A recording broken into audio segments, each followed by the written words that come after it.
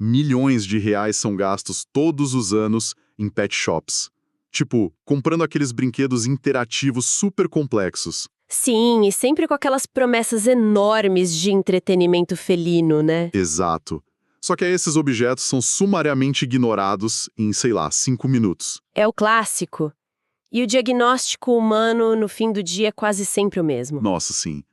A pessoa suspira e diz: "Ah, meu gato é preguiçoso, ele não gosta de brincar." Só que a ciência comportamental e as nossas fontes de hoje dizem exatamente o oposto disso. O gato não tá quebrado. Não.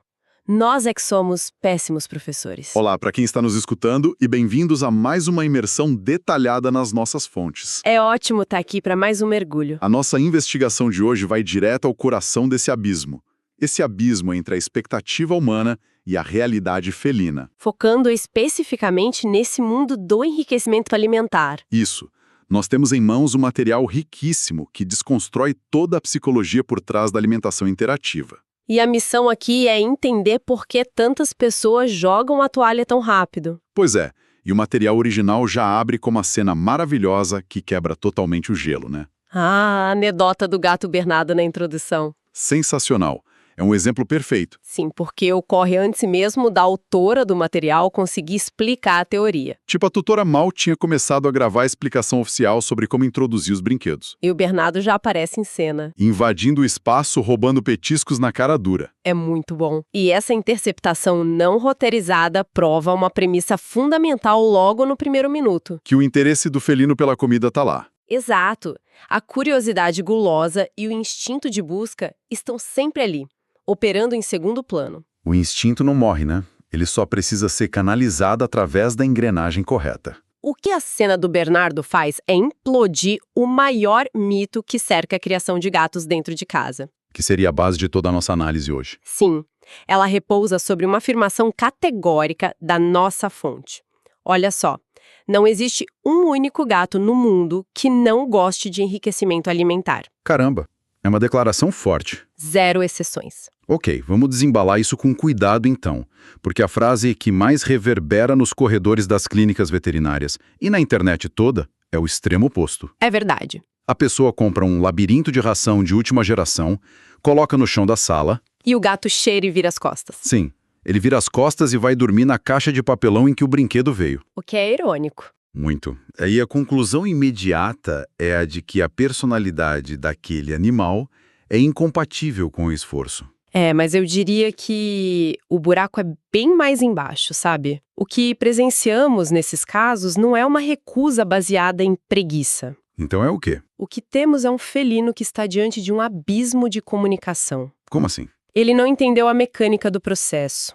Ou a recompensa não parece justificar o gasto energético. Ah, entendi. Ou o salto de dificuldade foi muito abrupto. E para entender isso, precisamos trazer para a mesa um conceito psicológico chamado desamparo aprendido. Peraí, desamparo aprendido? Isso mesmo. Como isso se aplica a um gato olhando para uma bolinha de plástico? Então, o desamparo aprendido ocorre quando um animal, humano ou não, é exposto repetidamente a uma situação onde ele sente que não tem controle sobre o resultado. Tá, faz sentido. Se o gato tenta tirar a comida de um brinquedo muito difícil, falha várias vezes e não recebe nenhuma recompensa... O cérebro dele registra que tentar é inútil. Exatamente. Ele não está com preguiça. Ele está cognitivamente exausto e condicionado a acreditar que o esforço não gera resultado. Caramba! A falha, se olharmos com a frieza da biologia comportamental, é quase sempre da estratégia humana que projetou o desafio de forma errada. É um choque de realidade descobrir que a nossa falta de didática é o verdadeiro gargalo, né? Fere um pouco o ego, mas é real. Isso nos leva a analisar a força gigantesca que é a inércia do pote de ração. Com certeza. Para quem está acompanhando a imersão, imagina a seguinte situação. Uma pessoa que passou a vida inteira deitada no sofá, pedindo todas as refeições por um aplicativo de celular. Uma vida bem confortável. Totalmente passiva. Aí, de repente, essa pessoa é arrancada da sala, jogada no meio de uma cozinha profissional escura e ouve o seguinte. O que ela ouve? A partir de agora, o aplicativo foi deletado, você tem que encontrar os ingredientes no escuro, acender um fogão a lenha e preparar o seu próprio jantar. Nossa, o desespero. Sim, a primeira reação dessa pessoa jamais será de entusiasmo ou gratidão pela aventura. Vai ser cruzar os braços, sentar no chão e dizer que prefere ficar com fome. É uma imagem muito precisa. A pessoa do aplicativo não perdeu a capacidade física de cozinhar. Assim como o gato de apartamento não teve o seu DNA de caçador apagado. Exato. Eles só estão paralisados diante de uma curva de aprendizado íngreme e desmotivadora. Faz todo sentido. Os gatos domésticos, em sua imensa maioria, foram treinados desde filhotes a receber recursos valiosos de forma inteiramente passiva. A comida simplesmente materializa-se num potinho de cerâmica, né? Exigir que esse animal passe do estado de repouso absoluto para um estado de caça ativa e resolução de problemas exige um esforço transicional enorme. E é nesse ponto cego que nasce o que a fonte descreve como ciclo de desistência mútua. O famoso ciclo de frustração. Isso. O tutor, cheio de boas intenções, oferece o brinquedo interativo de forma completamente equivocada. E o gato esbarra na dificuldade. Sendo jogado nessa cozinha profissional sem nenhum treinamento, ele experimenta o desamparo aprendido e desiste. Aí o humano observa a recusa, sente aquela mistura de frustração e culpa. Interpreta o sinal como, meu animal odeia isso, e guarda o brinquedo no fundo do armário. É um ciclo que se retroalimenta, sabe? O animal frustra-se com a falta de previsibilidade e o humano frustra-se com o investimento que não deu retorno. É complicado. Muito clara na areia. Quebrar esse ciclo não depende de uma mudança mágica no humor do felino. Depende da gente. Depende inteiramente da resiliência, da criatividade e da capacidade de planejamento de quem cuida dele. Tirar qualquer mente da inércia exige método. Superar essa inércia e estimular a neuroplasticidade exige uma mente ativa. Tem que estar disposto a testar hipóteses, observar padrões e ajustar a rota, né? Sem dúvida. E, fazendo um paralelo interessante, quem costuma conviver com gatos e se aprofundar nessas nuances, geralmente tem um perfil muito específico. Perfil de investigador, quase. São mentes curiosas, analíticas, pessoas profundamente envolvidas com a leitura e que não fogem de desafios intelectuais complexos. E sabe o que exige exatamente esse mesmo conjunto de habilidades e perfil? O quê? O desafio gigantesco de estudar para provas de alto nível. Seja vestibular, concurso público, concurso militar, OAB ou residência médica. É o mesmo nível de dedicação tática. Se você é estudante e quer se preparar de verdade, entra agora em medicob.com.br, baixa o app e aproveita o maior banco de questões do Brasil com provas anteriores de todas as instituições, questões comentadas, resumos práticos, aulas completas e flashcards prontos para revisar onde quiser. E olha, a lógica subjacente é rigorosamente a mesma. A preparação para um exame de alto nível não começa com as questões mais difíceis e obscuras da última década no primeiro dia de estudo. Se isso acontecer, o estudante experimenta aquele mesmo desamparo aprendido e trava. Exatamente. O cérebro precisa de vitórias progressivas. Com o nosso estudante felino, a dinâmica é idêntica. Tem que começar pelo básico. Logo na primeira refeição, o gato vai reprovar no enriquecimento. Perfeito. E aqui é onde a parte prática fica realmente fascinante. Vamos entrar nos erros mecânicos. Vamos colocar uma lupa nas falhas do começo do processo. Porque, na prática, a clássica bolinha dispensadora de ração costuma ser o cenário do crime, dessas primeiras tentativas frustradas. É a armadilha clássica. Porque no papel, a matemática parece infalível, tipo, gatos têm instinto para perseguir coisas que rolam, gatos gostam de comer, junta a bola com a comida, joga no tapete e temos sucesso garantido, certo? Longe disso.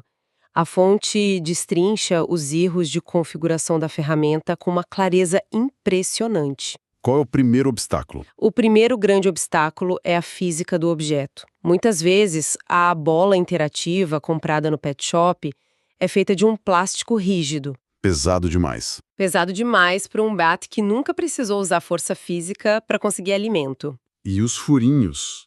Isso é ainda mais comum. Os orifícios por onde a ração deve escapar são extremamente apertados.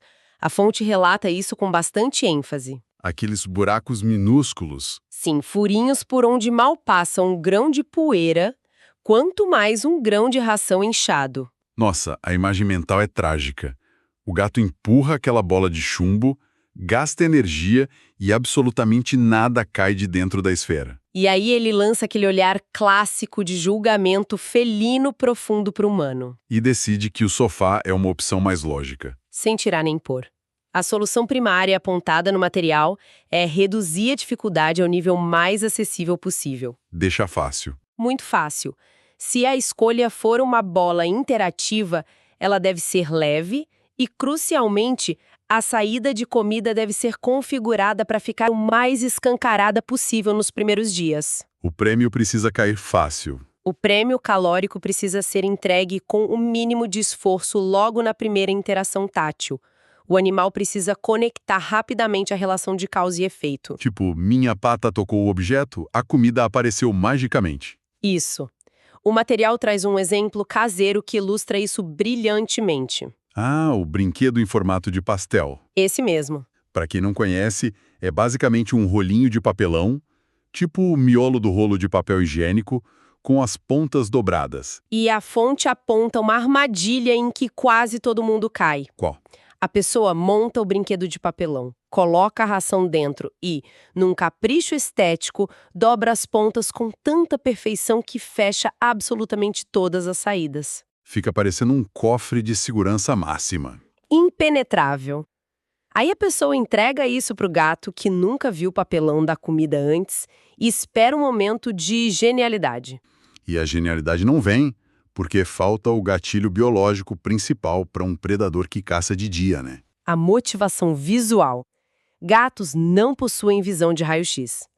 Se o tubo de papelão é entregue totalmente lacrado, ele apenas lixa inerte no chão da sala. A motivação morre antes da primeira patada. A regra de ouro que a fonte estabelece para o estágio iniciante é que o desafio não pode ser apenas fácil. Tem que ser o quê? Ele tem que ser absurdamente óbvio. Quase um insulto à inteligência do gato. De certa forma, sim. No caso do tubo de papelão, a instrução é não fechar as pontas no início. Deixar aberto mesmo. Ou, se dobrar as pontas, é obrigatório pegar uma tesoura e abrir buracos imensos nas laterais do cilindro. O felino precisa olhar para o objeto e vir a comida chocalhando lá dentro com os próprios olhos. Precisa conseguir cheirar o conteúdo sem esforço. Quando a visão de movimento e o olfato são ativados simultaneamente, isso acende a cadeia de caça no cérebro dele, né? Exato. O ciclo de espreitar e dar o bote é ativado porque a recompensa é tangível e visível. É pura construção de confiança. Nós estamos desmontando o comportamento instintivo peça por peça. E se entender essas engrenagens da mente, descobrindo que o óbvio precisa ser desenhado para quem está aprendendo, está trazendo clareza para a forma como vemos nossos animais. É uma mudança de paradigma. Com certeza. E este é o momento ideal para curtir e se inscrever no canal. Apoiando o nosso trabalho, garantimos que investigações profundas como esta continuem desvendando os porquês do dia a dia. E aprofundar nesses detalhes vale cada segundo, sabe? Porque as nuances da percepção felina vão muito além da visão. Tem um olfato também. Sim, nós somos primatas, seres extremamente visuais, mas para os gatos, o olfato é um sentido primordial, o que nos leva ao próximo obstáculo. Isso me faz querer bancar o advogado do diabo por um momento. Manda. Digamos que o tutor fez tudo certo. Comprou a bolinha super leve, abriu buracos gigantescos no rolinho de papelão, deixou tudo perfeitamente óbvio. O cenário ideal. Mas aí, o gato se aproxima, olha para a ração seca de manutenção, aquela mesma que ele come todos os dias há 3 anos, cheira o brinquedo, dá de ombros e vai embora. Ele basicamente pensa, eu não vou trabalhar para ganhar o mesmo arroz com feijão de sempre. Exato. Como a gente resolve isso? A história do material antecipa essa exata resistência com muita inteligência. E a estratégia revelada para quebrar essa objeção felina é o que eu gosto de chamar de técnica do cavalo de Troia olfativo. Cavalo de Troia olfativo. Gostei do nome. Como essa invasão mental funciona na prática? A recomendação central é jamais usar apenas a ração seca de rotina durante a introdução de um brinquedo novo. Ah, entendi. Tem que misturar algo. O tutor deve preparar o dispositivo colocando petiscos de altíssima palatabilidade. Aqueles bem cheirosos. Isso, ou, dependendo das preferências do animal, pequenos pedaços de frutas ou legumes permitidos, e mistura isso junto com a ração comum. E por que isso funciona tão bem? Aqui entramos na ciência da dopamina. Os felinos possuem uma capacidade olfativa monstruosamente superior à nossa. O cheiro é tudo para eles. O cheiro de um petisco úmido e altamente desejado não é apenas um aroma agradável. É um sinal luminoso, brilhante no cérebro do predador que desencadeia picos de dopamina. Exponencialmente mais atrativo que a ração seca desidratada. Muito mais. O jogo muda completamente. O foco de interesse é transferido, né? O animal não vai manipular o rolinho de papelão na esperança de comer a ração sem graça. O objetivo real, a missão, passa a ser extrair o petisco irresistível que está perfumando a sala inteira. É exatamente o que ocorre. É a recompensa de alto valor calórico e olfativo que dita a ação. O cheiro forte sequestra o foco de atenção do animal, fazendo ele esquecer a preguiça. O que acontece a seguir é um subproduto puramente mecânico. Enquanto ele tenta pegar o petisco, Enquanto o felino bate na bolinha, morde ou joga o rolinho de papel para o alto na tentativa voraz de pescar o petisco maravilhoso, a ração seca comum acaba caindo no chão ao redor. e uma vez que a ração já está ali, disponível e fácil, ele acaba comendo também. Exato. Ele aprende a fluência do movimento motivado pela recompensa premium. Engenhoso. Hackeia-se a motivação do esforço usando a via olfativa. E conforme o animal ganha destreza com aquele objeto específico, o tutor vai retirando o cavalo de Troia aos poucos. O desmame do petisco é gradual, então. Sim, ao longo de semanas, reduz-se a proporção da recompensa de alto valor. Até que o gato passe a interagir com o objeto contendo apenas a ração normal. Isso, porque ele já está totalmente fluente e confiante na mecânica. Mas olha, isso invariavelmente levanta uma dúvida controversa, algo que com certeza já passou pela cabeça de quem tem gato, em casa. Qual dúvida? Se o cerne do problema é a falta de motivação para realizar um trabalho, não seria infinitamente mais simples, rápido e direto deixar o animal passar fome de propósito? Nossa! Retirar o pote de comida durante um dia inteiro e apresentar o quebra-cabeça apenas quando ele estiver desesperado. Como diz o ditado, a fome é o melhor tempero, certo? Essa é, sem dúvida, a questão mais crítica e perigosa de toda a nossa análise de hoje. Por quê? A fonte baseia-se em princípios sólidos de bem-estar animal para refutar essa ideia de maneira absoluta. Então a resposta é não. É um gigantesco, retumbante e inegociável não. Utilizar a privação calórica extrema como ferramenta de iniciação é um erro metodológico monumental e gera consequências reversas terríveis. Mas o senso comum diria que faria sentido. Tipo, se a sobrevivência aperta, a inteligência desperta. Por que essa lógica desmorona na prática? Porque a lógica utilitária ignora completamente a neurobiologia do estresse e da ansiedade. Um gato submetido à fome excessiva não entra em um estado mental de curiosidade criativa. Ele entra em desespero. Ele entra em um estado de alerta vermelho. Ocorre uma cascata fisiológica.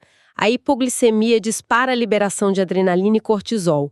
O animal entra em pânico de sobrevivência. Caramba. Imagina a situação de uma pessoa com a glicose no chão, sem comer há 24 horas, irritada, tremendo, e alguém a tranca numa sala com um quebra-cabeça de física avançada. Dizendo que o almoço só sai quando a equação for resolvida. Essa pessoa não vai aprender matemática. Ela vai entrar em pânico, atirar a mesa na parede e colapsar emocionalmente. É o fechamento cognitivo. Exato. Quando o estresse atinge o teto absoluto, as áreas do cérebro responsáveis pelo aprendizado lógico e pela paciência simplesmente desligam. O córtex pré-frontal apaga e a amígdala assume o controle. Se o gato estiver nervoso pela fome e for forçado a operar um maquinário desconhecido que exige destreza motora fina, a frustração vai ser avassaladora. Ele não só vai desistir do brinquedo, como criará uma associação traumática com o objeto. E a recomendação da fonte, respaldada por comportamentalistas, é uma abordagem infinitamente mais compassiva e eficaz. Deve-se fornecer uma pequena porção da refeição no pote tradicional primeiro. Alimentar o animal de forma fácil, minutos antes de tentar fazê-lo trabalhar pela comida? Afirmativo.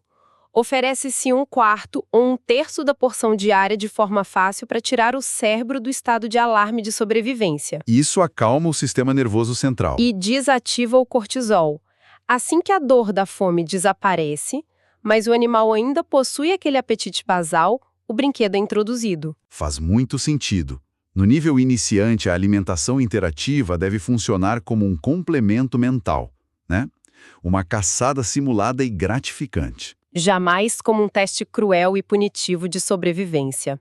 Apenas meses depois, em níveis avançadíssimos de dificuldade, onde o felino já é um especialista no assunto, é que a refeição inteira passa a ser servida nos dispositivos. Mas no estágio 0, nunca. Nunca. Fica muito evidente que o combustível principal de toda essa transição não é o instinto inato do gato, e nem o design ergonômico e caro do brinquedo. O verdadeiro motor que faz a engrenagem girar é a resiliência emocional de quem está do outro lado. Nós mesmos. É o gerenciamento da própria ansiedade e expectativa humanas.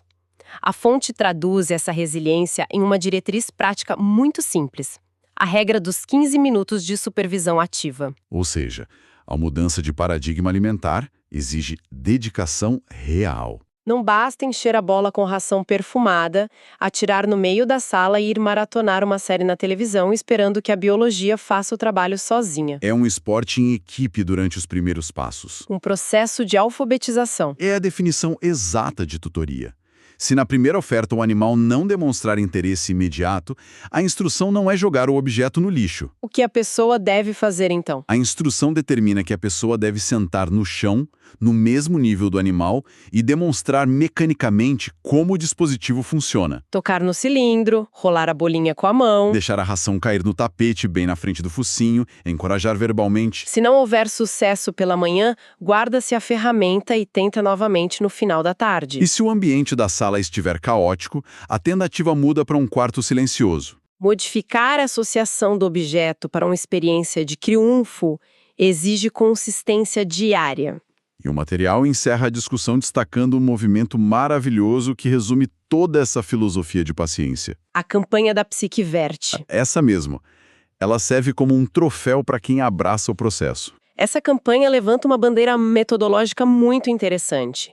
É um chamado para documentar os microavanços. Porque a maior vitória relatada pelas pessoas não é ver o felino esvaziando um quebra-cabeças complexo no primeiro dia, né?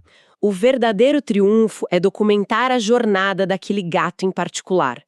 O indivíduo que todos juravam ser apático e teimoso. E testemunhar o momento exato em que a ficha cognitiva finalmente cai. É registrar o dia 1 quando ele só olha, o dia 3 quando ele encosta o nariz e o dia 10 quando ele dá a primeira patada intencional. É fragmentar um desafio gigantesco em etapas tão pequenas que o sucesso se torna inevitável. Pavimentando o caminho para desafios maiores no futuro. Recapitulando, o mapa que traçamos até aqui, a estagnação nunca é culpa exclusiva do animal. Nunca. Para romper a barreira inicial, é fundamental desconstruir a nossa própria impaciência.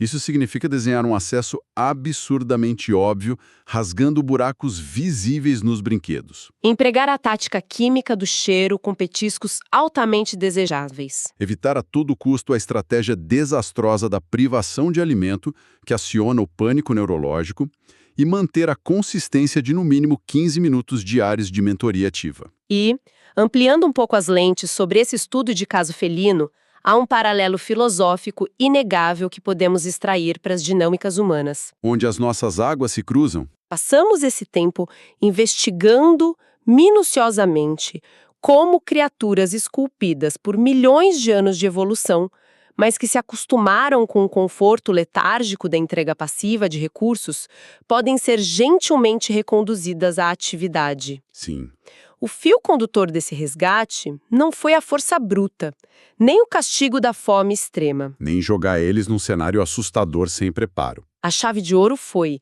simplesmente fracionar um desafio que parecia impossível em frações perfeitamente visíveis, óbvias e instantaneamente recompensadoras. Foi garantir que o primeiro passo fosse inevitavelmente fácil. Isso nos convida a observar as próprias batalhas com outras lentes, sabe? Com certeza, Quais projetos aparentemente impossíveis ou quais hábitos considerados inquebráveis nas nossas próprias vidas humanas, sejam em rotinas de estudo, metas físicas ou reconstruções de relacionamento, não passam de tentativas mal calibradas? A clássica insistência em tentar mover uma bolinha que é pesada demais para nossa força atual, com buracos apertados demais para a recompensa sair. Precisamente. Muitas vezes rotulamos nós mesmos ou as pessoas ao nosso redor como teimosos ou preguiçosos, quando na realidade estamos apenas falhando na engenharia do hábito. Falta tornar o primeiro movimento óbvio e recompensador. Fica a reflexão sobre quais áreas estagnadas das nossas rotinas estão implorando silenciosamente para que a abordagem mude. Para que o desafio inibidor seja trocado por uma ferramenta mais leve, permitindo que a inércia seja finalmente vencida e a roda volte a girar. É sobre isso. No fim das contas, a física mecânica pode até resolver máquinas complexas com facilidade, mas navegar pela teia do comportamento, seja de um pequeno felino diante de um pedaço de papelão com petiscos, seja da nossa própria mente diante das mudanças que a vida exige, é um processo de paciência e adaptação. Uma bolinha mais leve com buracos maiores de cada vez. Obrigado a todo mundo que nos acompanhou em mais essa investigação. Foi um prazer. Até a próxima análise.